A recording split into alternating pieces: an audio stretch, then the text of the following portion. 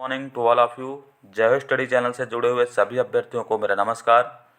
आज के इस वीडियो लेक्चर में हम लोग कवर करने वाले हैं गंगा नदी की सहायक नदियाँ और ऐसी सहायक नदियाँ जो गंगा नदी के बाएं तट पर आकर मिलती हैं। पिछले वाले वीडियो लेक्चर में हम लोगों ने चर्चा की थी कि गंगा नदी का उद्गम कैसे होता है और गंगा नदी के जो पंच प्रयाग होते हैं उनके बारे में हम लोगों ने पढ़ा था।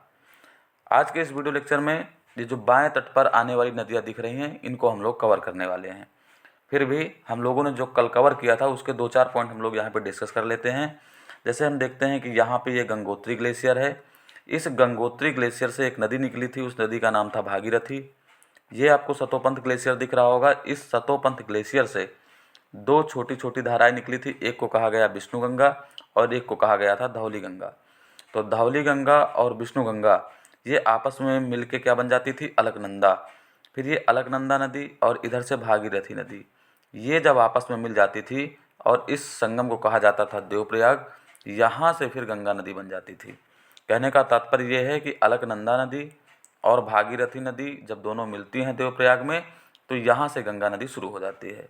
और गंगा नदी सबसे पहले मैदानी क्षेत्रों में अगर हम बात करें तो सबसे पहले वो हरिद्वार में पहुँचती है।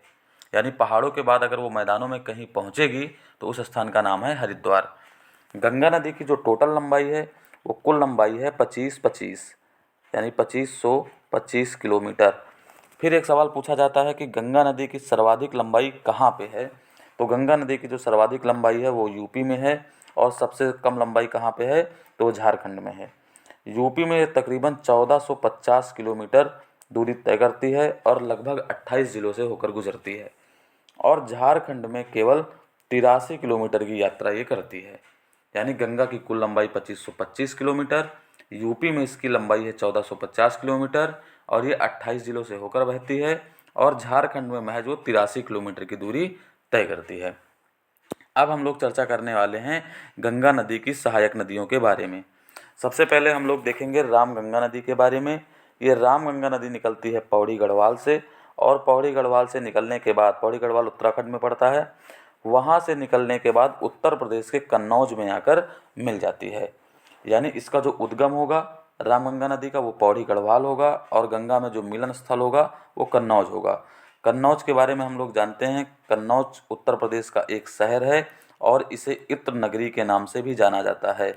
तो इसे इत्र नगरी भी कहा जाता है, साथ साथ में इसका ऐतिहासिक महत्व भी रहा है। ऐतिहासिक महत्व में आप इसको हर्ष के संदर्भ में भी देख सकते हैं। धार्मिक ऐतिहासिक महत्व के संदर्भ में कन्नौज हमेशा से जाना जाता रहा है और राजनैतिक परिप्रेक्ष्य में भी ये बहुत ज़्यादा महत्वपूर्ण रहा है, क्योंकि इसी कन्नौज के लिए ही त्रिपक्षीय संघर्ष लगभग 250 सालों तक चला था और अंत में गुर्जर प्रतिहारों ने इस पर बाजी मारी थी। तो इसी कन्नौज में आकर रामगंगा नदी मिल जाती है। रामगंगा नदी के बाद फिर हम लोग आते हैं गोमती नदी। ये गोमती नदी उत्तराखंड से नहीं निकलती है, ये निकलती है फुलहर झील से और फुलहर झील पड़ता है आपका पीलीभीत में।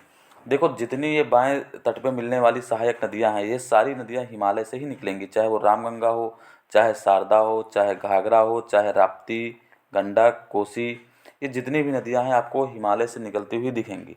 लेकिन गोमती ही एकमात्र ऐसी नदी है जो मैदानी क्षेत्रों से निकलती है, फुलहर झील से निकलती है और ये फुलहर झील उत्तर प्रदेश के पीलीभीत में है। तो यहाँ से नदी निकलेगी गोमती नदी और गोमती नदी जो है वो आके गाजीपुर में मिल जाएगी गंगा नदी से। इसके किनारे दो शहर हैं, एक लखनऊ और एक लखनऊ और जौनपुर। लखनऊ और जौनपुर गोमती नदी के ही तट पर बसे हैं और गोमती नदी निकलेगी फुलहर झील से और गाजीपुर में आके मिल जाएगी। अब उसके बाद हम लोग देखते हैं घाघरा नदी के बारे में देखेंगे। ये घाघरा नदी है और घाघरा नदी की हम दो सहायक नदियाँ देखेंगे। ये मुख्य नदी है घाघरा और घाघरा की हम दो सहायक नदियाँ देखेंगे।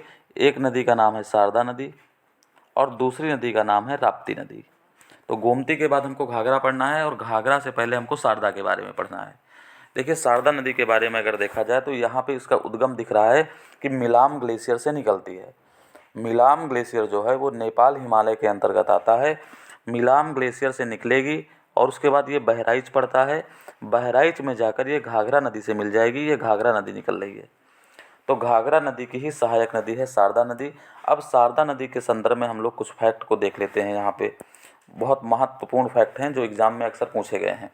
शारदा नदी का जो उद्गम है वो अभी हमने देख ही लिया है कि शारदा नदी जो निकलती है वो मिलाम ग्लेशियर से निकलती है। और मिलाम ग्लेशियर किसका हिस्सा है, तो आपको पता है कि मिलाम ग्लेशियर जो है वो नेपाल हिमालय का हिस्सा है। शारदा नदी कहाँ पर मिलेगी, तो वो बाराबंकी में मिल जाएगी। किस नदी से मिल जाएगी, तो आपको पता है क्योंकि ये घाघरा की सहायक है, तो किससे मिल जाएगी, घाघरा से मिल जाएगी। बाराबंकी में शारदा नदी को चौक के नाम से जाना जाता है। किस नाम से जाना जाता है, चौक के नाम से जाना जाता है। शारदा नदी जब स्टार्टिंग में निकलती है, शुरुआत में, यानी जब मिलाम ग्लेशियर से निकलेगी, तो प्रारंभ में इसका नाम क्या है, तो प्रारंभ में इसका नाम है गौरी गंगा। प्रारंभ में इसको गौरी गंगा के नाम से जाना जाता है। तो प्रारंभ में गौरी गंगा के नाम से शारदा नदी जानी जाएगी। उसके बाद शारदा नदी जब आगे बहती है उत्तराखंड और नेपाल की सीमा पर, तो उसका नाम क्या हो जाएगा, तो उसका नाम हो जाएगा काली नदी। क्या नाम हो जाएगा, काली नदी। तो ये शारदा नदी के ही नाम है। शारदा नदी को ही काली नदी कहा जाता है, शारदा नदी को ही चौक नदी कहा जाता है, और शारदा नदी को ही गौरी गंगा के नाम से जाना जाता है। और इसी काली नदी पर टनकपुर परियोजना संचालित है। कौन सी परियोजना, टनकपुर परियोजना संचालित है। किस नदी पर, इसी शारदा नदी पर संचालित है। तो शारदा नदी के संदर्भ में इतने फैक्ट हैं जो बहुत ज़्यादा इंपॉर्टेंट हैं। अब चलते हैं, अब हम आते हैं मुख्य नदी घाघरा के बारे में देखते हैं कुछ महत्वपूर्ण फैक्ट, वो क्या दिए गए हैं। घाघरा नदी की जो उत्पत्ति है वो मपसा तुंग हिमानी से हुई है। इसको हम बाहर साफ साफ लिख के दिखाते हैं, मपसा तुंग हिमानी। और ये मपसा तुंग हिमानी कहाँ पड़ता है, ये भी नेपाल हिमालय के अंतर्गत आता है। यहीं से निकलती है घाघरा नदी और ये बहते हुए चली जाएगी और छपरा, जो कि बिहार का एक ज़िला है, इसी छपरा में जाके अपना जल गंगा नदी से मिला देगी। ये जो नदी आपको मुख्य नदी दिख रही है ये गंगा नदी है, और इसी गंगा नदी से ये सारी सहायक नदियाँ उसकी मिलती हुई चली जा रही हैं। तो घाघरा नदी मपसा तुंग हिमानी से निकलती है और छपरा चूँकि बिहार में पड़ता है, यहाँ पे जाके अपना जल मिला देती है। उसी के बगल में आप देखोगे एक राप्ती नदी, ये राप्ती नदी भी सहायक नदी है घाघरा की। राप्ती नदी निकलती है रुकुमकोट के पास से निकलती है। धौलागिरी पर्वत श्रेणी है, धौलागिरी के दक्षिण में पड़ता है रुकुमकोट, और उसी रुकुमकोट से निकलती है राप्ती नदी। और राप्ती नदी के किनारे कौन कौन से शहर बसे हैं, तो एक गोरखपुर है और एक देवरिया है। और इसी देवरिया के पास अपना जल ये जाके मिला देती है घाघरा नदी से। तो घाघरा की दो सहायक नदियाँ हमने पढ़ा, एक का नाम शारदा और एक का नाम राप्ती। उसके बाद हम लोग पढ़ने वाले हैं गंडक नदी के बारे में। गंडक नदी की जो उत्पत्ति वो तिब्बत के पास से होती है, नेपाल हिमालय का ही हिस्सा है। और ये गंडक नदी यहाँ से निकलेगी और सीधा हाजीपुर में जाके अपना जल गिरा देगी, और हाजीपुर कहाँ पड़ता है, वो बिहार में पड़ता है। उसके बाद आता है कोसी नदी। कोसी नदी दरअसल इस 7 धाराओं में विभक्त होती है, और कोसी नदी की जो उत्पत्ति है वो अरुण एवरेस्ट माना जाता है। और अगर पिन पॉइंट लोकेशन की बात करें तो इसको गोसाई थान चोटी से माना जाता है कि ये गोसाई थान चोटी से निकलती है। और कोसी नदी आरंभ में 7 धाराओं में विभक्त होती है, बाद में संयुक्त होकर आगे बढ़ती है। कोसी नदी को ही बिहार का शोक कहा जाता है, और ये भागलपुर में जाके अपना जल गिरा देती है। उसके बाद हम लोग देखने वाले हैं कि कौन सी नदी है, फिर महानंदा नदी है। महानंदा नदी निकलती है दार्जिलिंग की पहाड़ियों से, और अपना जल जाके वो मालदा, जो कि पश्चिम बंगाल में पड़ता है, मालदा में जाके अपना जल मिला देती है। ये जो स्थान आपको दिख रहा होगा इसको ही मालदा बोला जाता है। उसके बाद ये जाके गंगा नदी में अपना जल मिला देती है। और ये जो एक छोटी सी वितरिका दक्षिण की तरफ दिख रही है, छोटी सी धारा, इसी को बोला जाता है हुगली नदी। हुगली नदी कोई अलग नदी नहीं है, बल्कि गंगा की एक बिछड़ी हुई धारा है जो दक्षिण की तरफ चली गई है। हालांकि चित्र में इसकी स्थिति थोड़ी सी गलत दिखाई गई है। ये जहाँ पे महानंदा नदी मिलेगी मालदा के पास, मालदा से ही आप थोड़ा आगे बढ़ोगे तो यहाँ से आगे नदी निकलेगी, और इस नदी का नाम होगा हुगली नदी। ये नदी होगी आपकी हुगली नदी। तो हुगली नदी जो है मालदा के थोड़ा सा आगे से जाके निकलती है। अब हम देखेंगे गंगा नदी का आगे नाम कैसे परिवर्तित होता रहता है। आपने यहाँ पे देखा, यहाँ से हुगली नदी आगे निकलेगी, यहाँ पे गंगा जब बांग्लादेश चली जाएगी तो इसको पद्मा के नाम से जाना जाएगा। इसी पद्मा से आगे चल के एक नदी आके मिलेगी, उसको बोला जाएगा जमुना नदी। तो जमुना और पद्मा, इन दोनों की जो संयुक्त धारा होगी वो किस नाम से आगे जाएगी, पद्मा के नाम से आगे जाएगी।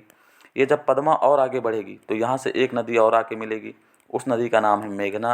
अब ये गंगा नदी जो है मेघना के नाम से आगे बढ़ेगी और अपना जो जल है वो कहाँ पे गिरा देगी, बंगाल की खाड़ी में गिरा देगी। तो यानी गंगा का जो अंतिम नाम है वो मेघना नाम है। इस चीज़ को हमें ध्यान में रखना है कि गंगा को बांग्लादेश में पद्मा के नाम से जाना जाता है, लेकिन गंगा का जो अंतिम नाम है वो मेघना है। अब यहाँ पे हम देख लेते हैं नदियों का उद्गम और उनका मिलन स्थल। 2 मिनट के अंदर इसको हम रिवाइज कर लेते हैं। चलिए यहाँ पे हम देखते हैं, जैसे रामगंगा नदी है, रामगंगा नदी की जो उत्पत्ति मानी गई है वो पौड़ी गढ़वाल से मानी जाती है और मिलन स्थल कन्नौज। आप देख सकते हैं रामगंगा, पौड़ी गढ़वाल और ये कन्नौज। गोमती नदी, इसकी उत्पत्ति है फुलहार झील और मिलन स्थल है गाजीपुर। ये गोमती देखिए फुलहार झील और ये गाजीपुर। उसके बाद हम देखते हैं शारदा नदी, ये शारदा नदी है, उत्पत्ति जो है मिलाम ग्लेशियर, ये देख लीजिए मिलाम ग्लेशियर, और मिलने का जो स्थान है वो बहराइच, आप यहाँ पे देख सकते हैं बहराइच। घाघरा नदी, उसकी उत्पत्ति जो है मपसा तुंग हिमानी, ये आप देख सकते हैं मपसा तुंग हिमानी, और मिलन स्थल छपरा। उसके बाद ये देखिए राप्ती नदी, राप्ती नदी रुकुमकोट, यहाँ पे देख सकते हैं रुकुमकोट। और उसके बाद जो मिलने का स्थान है उत्तर प्रदेश का एक जिला पड़ता है देवरिया, ये देख लीजिए देवरिया में जाके घाघरा नदी से मिल जाती है। उसके बाद ये देख लीजिए गंडक नदी, ये निकलती है तिब्बत से, आप ये देख सकते हैं तिब्बत, और ये कहाँ पर मिलती है, तो ये मिलती है हाजीपुर में, ये देख लीजिए यहाँ पे हाजीपुर लिखा है। काशी जो है वो गोसाई थान वो कोसी नदी वो गोसाई थान चोटी से निकलती है और भागलपुर में मिल जाती है, ये आप देख सकते हैं भागलपुर में मिल जाती है। ये महानंदा है, दार्जिलिंग की पहाड़ियों से निकलती है और यहाँ पे पड़ता है मालदा, मालदा में जाके मिल जाती है। तो आज के वीडियो लेक्चर में बस इतना ही, मिलते हैं नेक्स्ट वीडियो लेक्चर में आपके साथ नेक्स्ट टॉपिक के साथ। तब तक के लिए धन्यवाद।